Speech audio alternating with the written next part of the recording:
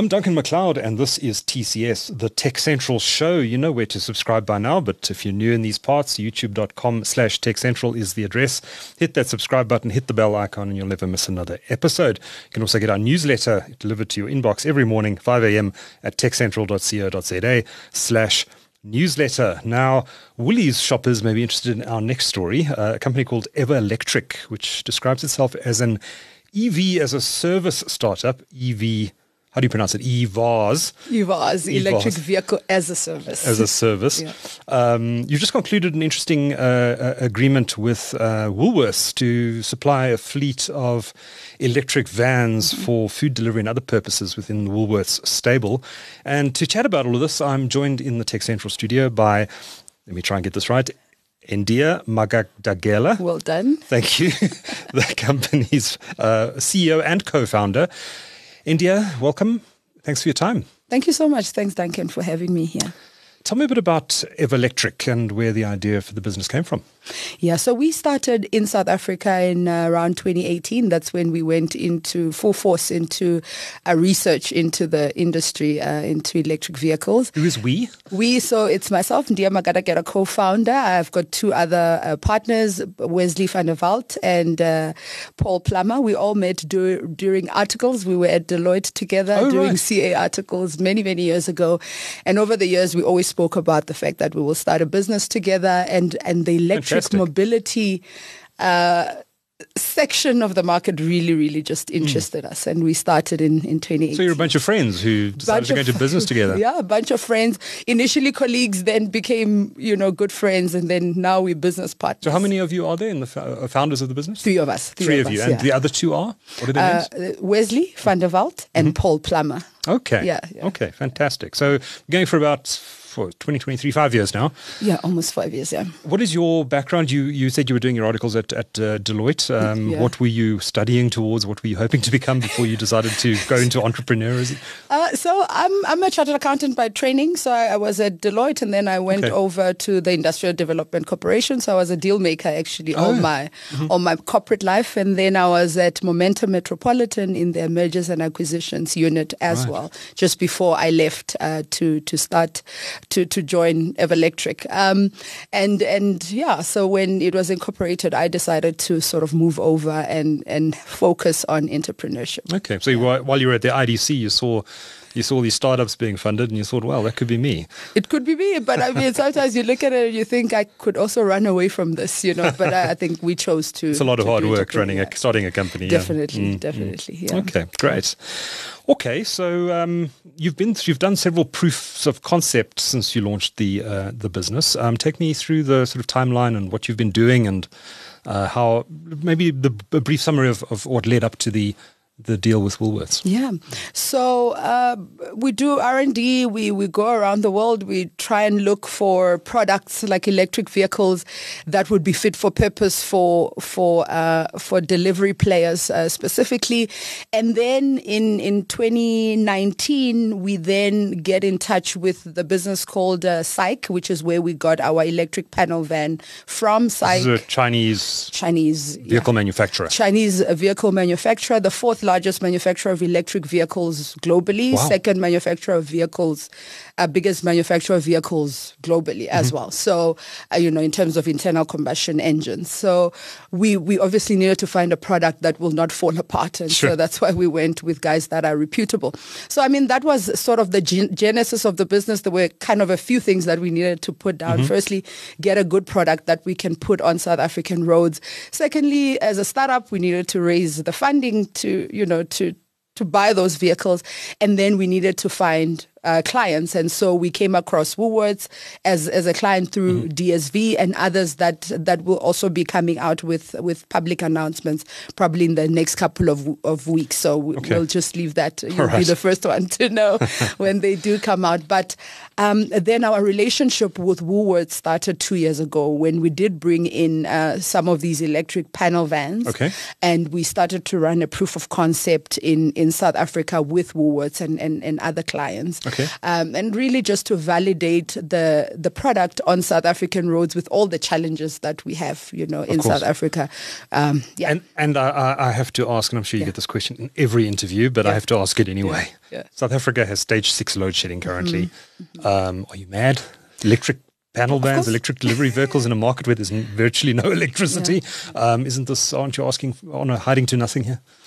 So yes, very valid question. And I think it wouldn't be an EV discussion in South Africa without asking about load shedding.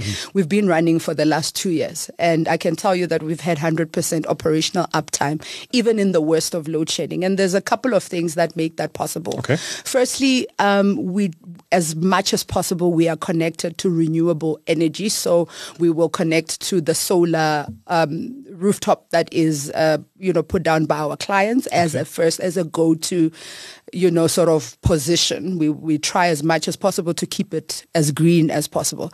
If not, then we schedule around load shedding. So we always use the analogy of cell phones that you and I, we keep our cell phones charged even with load shedding because you know what the schedule of load shedding is, right? And that's how we've been able to sort of schedule around it. If we know that electricity will not be available between this and this time, then we are able to let our clients know when to charge.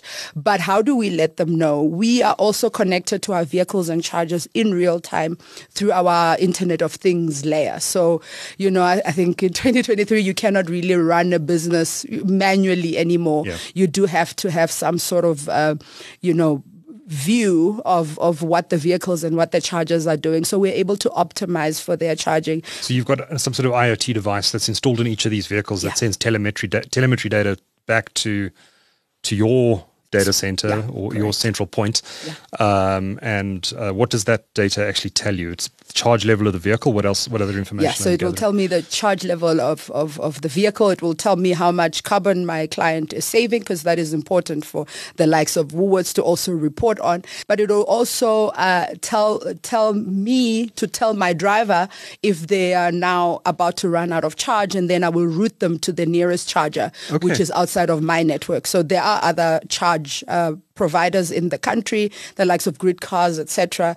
I'm able to route my vehicles to some of those chargers if they are too far from my charger. Right. So, we are at version 0.01 of our IoT layer building of this, back end. But so far, it's really worked. And I think we will be able to come up with a really good device that can actually help other players or other fleet managers in this industry. So are you building this technology in-house? Yeah. Okay. Yeah. So what we've done is we've taken the best of other technologies that support EV, electric vehicles, and we've put it together, but we're also building on the back end on those so that we have a product that is customized for South African fleets and for our clients. Amazing. As well. Okay. So what is Woolworths actually using these vehicles to do?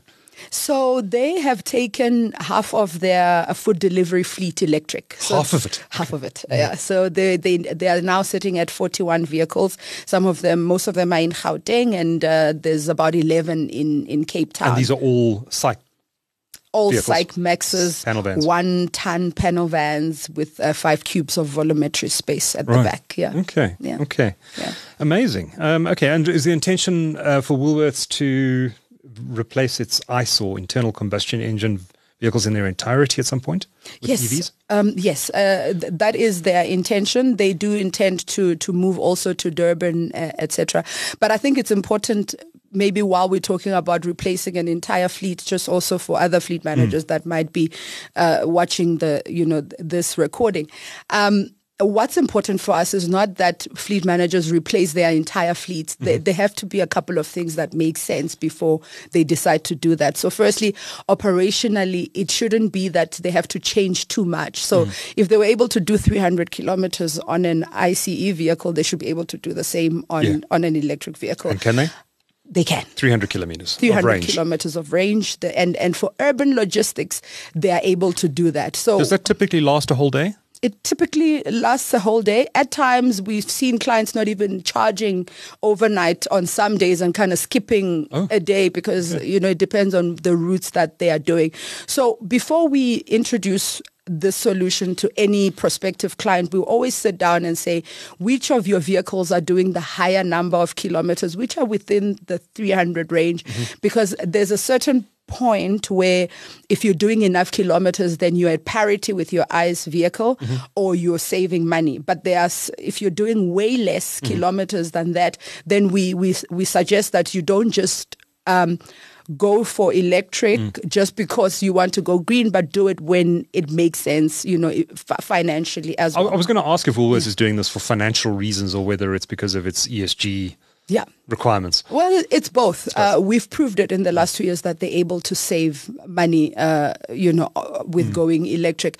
I mean, the analogy being the electric vehicle itself is a lot more expensive, right? There's 40% of import duties levied on the cost of an electric vehicle, but the running costs are so much lower. So if you had to draw a graph between that and just the kilometers you do, there's a certain crossover point where, because of the running cost being much lower, the entire solution becomes cheaper to run on a total cost of ownership Despite level.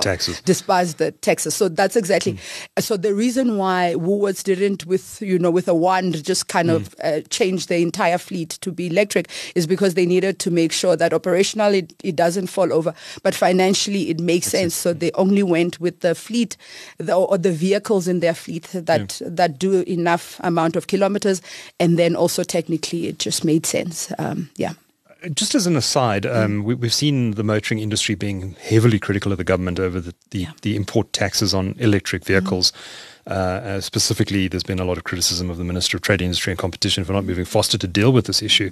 In your view, if that disparity between ICE vehicles and EVs didn't exist, in other words, if EVs were not being taxed so highly, to what extent do you think corporate South Africa would be adopting EVs more than they are today? I think a whole lot more. I almost think that you would have had mass adoption of electric mobility already. And even with load shedding? Even with load shedding, because I think once you've been in these electric vehicles and you actually see the efficiencies of the vehicle, not just for a commercial fleet, but also for you and I day to day, just the efficiencies for urban driving. I think it would be a no-brainer that somebody would move electric. I think it's the import duties that are a deterrent, but also it's the charging infrastructure. Yes, they have been growing over time. You will hear that there's maybe about 250 chargers countrywide as we speak right now. But I think if government moved on the import duties and reduction of those, even the infrastructure side would pick up, because it wouldn't be a case of charging infrastructure providers building the infrastructure and hoping that they will come. It would be guaranteed that the people will come and they will mass adopt this. So, I mean, I almost want to say I understand why the policy framework was sort of set up that the way that it was in the past, because it was for the protection of our manufacturing base of ICE vehicles in the country, etc.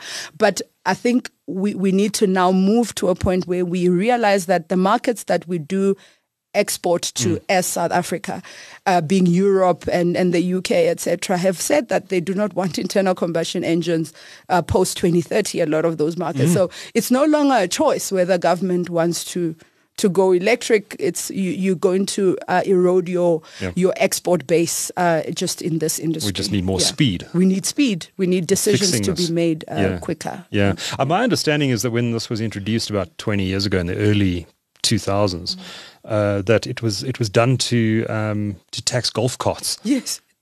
Or electric shavers, or just it was seen as a luxury good, and exactly, that's why it was a luxury good, and therefore it must attract the maximum ad valorem taxes and all of that. And the market has changed, but the policy hasn't. Interesting. It's very interesting. Now you're working with a company called DSV with Woolworths. Who is DSV, and what's the relationship there? Yeah, so DSV is the logistics partner for Woolworths. Okay. And so we work with both DSV. We're almost like a subcontractor to DSV, who then are contracted to Woolworths to provide for all their... DSV is quite a big logistics company. I've seen their brand around town. Huge... I think they're Danish incorporated. And they're a global company. Okay.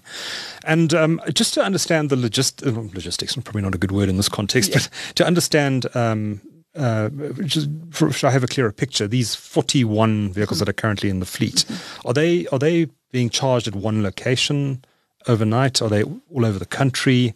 How do you manage that side of things? I mean, do these vehicles get returned to stores, to some central depot?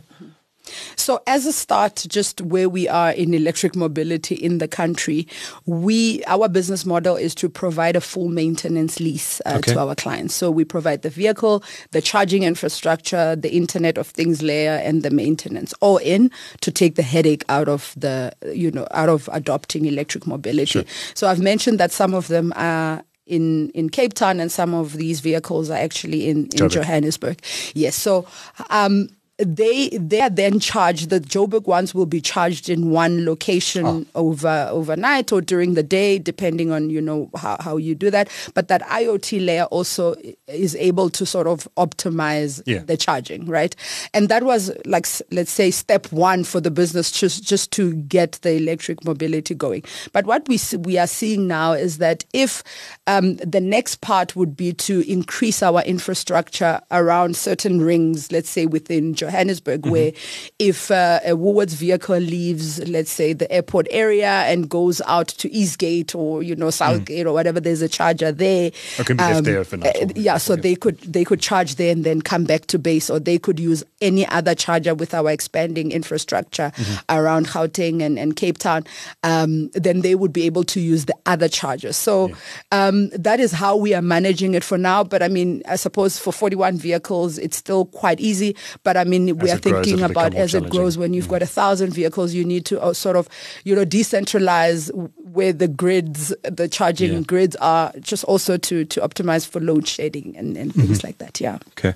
Yeah. Okay. And we've seen some companies, I know we cover the Tech Central, we cover tech, IT, and data centers particularly are looking at wheeling arrangements where they source power from solar farms in the Northern Cape or the Eastern Cape, wind farms as well, and then wheel that across the Eskom grid so that they meet their carbon emission requirements, et cetera, et cetera. Is that something that you guys have looked at all? Is wheeling an option for your business? Most definitely. We always say that if wheeling becomes legal and anybody can get a license, etc., we will be one of the biggest off-takers of that renewable energy coming from those things. I think the one thing that we haven't touched on is, even though we do use the grid to power our vehicles at times, where we use the sun or we use the grid, we also purchase what they call renewable energy certificates, which means you buy in bulk the right to use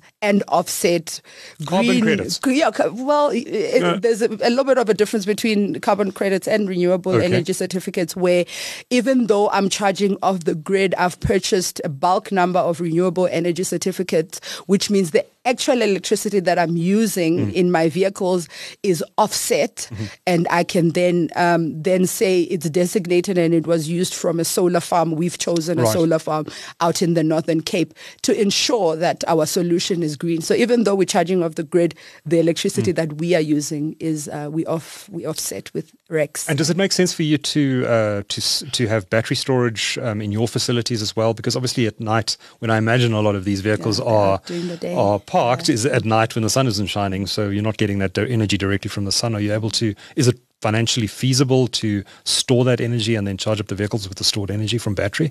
Until now, I wouldn't say it's feasible because of the cost of battery storage. Only too well. So it would really put a strain on the business case. But we have seen the prices of batteries coming down, and I think maybe over time it would be an option for us to do that. But the moment wheeling becomes a thing, then we can then just rely more that way. But for now, we have to rely on the sun and to keep also the price as the cost as low as possible. Okay. I want to explore a little bit more on the IoT side of things and the telematics side of things. You can actually do a lot with this technology remotely. For example, you can you can govern the speed of the vehicles, yes, exactly. And other things. Just maybe take us through some of the cool things that you're able to do remotely with these cars, or these panel vans rather. Yes, it's very exciting for us. So we are able to throttle the vehicles remotely. Actually, the Woolies vehicles, just for interest's sake, we've throttled them by 40%, because if you've ever been in an electric vehicle, it's instant torque, so you almost fly off. Oh, they're lovely to drive. Yeah. They're really great to drive. So we've had to pull back a little bit to save on our tires, but also to save on, increase our range of the vehicle. So you're able to do that. You're also able to monitor the quality of power that's coming into your vehicle. So a lot of the times we find that after periods of load shedding, if you connect your vehicle, your charger might go down and not restart again when the electricity comes back. Say we are charging overnight. So we are able to sort of manage that remotely, and we then can start a charge remotely. The other thing that we're able to do, we're able to sort of manage the time of use of the power that our clients use. So between 4 and let's say 7, electricity is at the most expensive for them. So even if they do put a gun to into the vehicle to try and charge the vehicle, we will not start the charge until it's much cheaper to do after 7. So we're able to sort of manage for those kind of things with the IT layer. Okay, great. Yeah. And then lastly, you've said that you are now in the growth phase of your business. Maybe take us through what that's going to look like. Where do you see this business going in the next 3 to 5 years? So, if you look at the universe of the fleets in South Africa, we're talking in the hundreds, in the thousands of units that are currently running in the country. So that is sort of the market that we are targeting. If we have to go back towards as a business as well, they have growth plans to go into KZN and etc. So there's that, but there's also us bringing other types of vehicles into our network, say the bigger vehicles and even smaller into the sedans, the hatchbacks, for us to grow even, the offering that the business would be able to take out there into the market. So we really see that right now we might be at about 100 or just over 100 vehicles on South African roads with different clients, but we see that really growing, first in fleet, also, probably someday we'll move from being a business to business entity to being B2C and growing in that way. But we really, our focus is really electric mobility as a service. Amazing. Yeah. Great. Let me attempt your name again. India. Magadagela, thank you. Is co-CEO and, co-founder and CEO of Everlectric. What is your website address, by the way? It's www.everlectric.co.za. Great. Yeah. India, thank you so much for talking to Tech Central. Thank you so much. Thanks for having me. Pleasure. Appreciate it. Thanks.